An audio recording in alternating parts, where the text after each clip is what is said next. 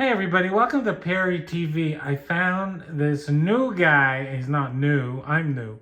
I found this guy that I've never seen before, Nick Freitas, and I'm probably butchering his name, Nick Freitas.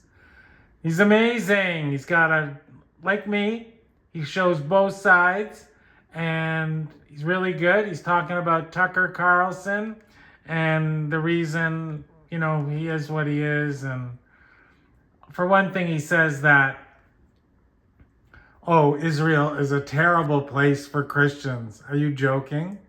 If if if it wasn't the Jewish state owning Israel, do you think as a Christian we'd be able to walk in Jesus's footsteps? Nobody loves the Christians more than Israelis. I mean, that's just a fact. And Tucker Carlson, well, in Qatar, the only way you can worship Jesus is in your private little areas where you're kept for working and basically as a slave. You're paid as a slave, but in your private, you leave there, there's no churches. No churches, certainly no synagogues in Qatar. Okay, Tucker? So let's hear it not from me, but from Nick here. We could then go back and say, you claim to know about Christians in the Middle East, but you don't even know anything about it, Tucker. Like, would it have been fair for Mike Huckabee to now do to Tucker Carlson what Tucker Carlson did to Ted Cruz?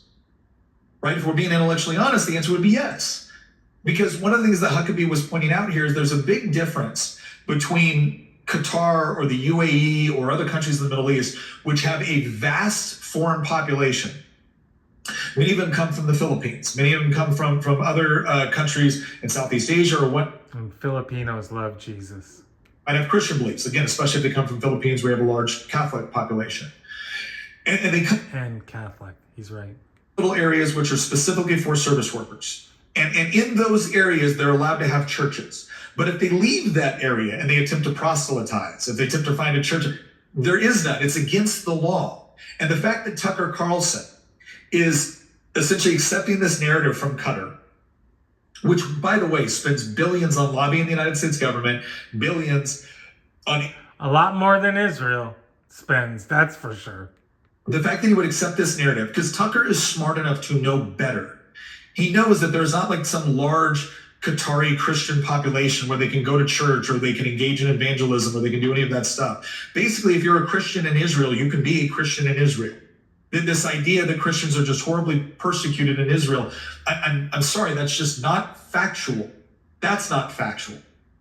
But if you're a Christian and you try to go out and like proselytize in Iraq or in Saudi Arabia, like that's against the law.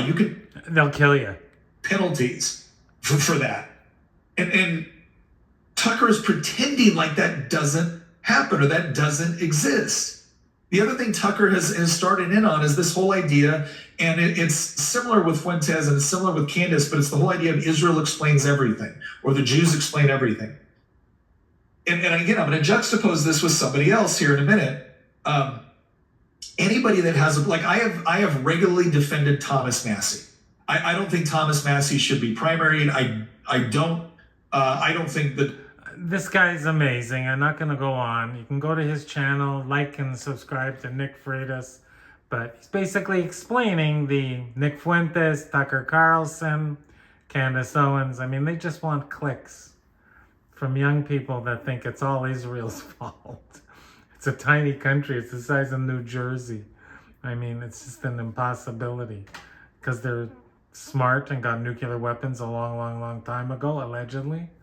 I mean, that's it. So anyway, they never threw anyone off their land. They gave Gaza back, and what did they do? Did they turn the Gaza Strip into the beachfront property with a Trump Tower that they should have? No, they turned it into a giant launching platform because the bottom line is they're not going to sit still till they get rid of everyone that's living there now in Israel. And that's just what they want to do. And if any other country was in charge of Israel, it'd be a lot different. Because I'm telling you right now, Christians are the ones that support Israel. Jews don't support it as much as the Christians do. That's a fact. So if it was an Islamic country, you wouldn't be visiting where Jesus stepped. And that's something I want to do. So thank you for listening. Check out this guy, Nick Freitas. He's amazing.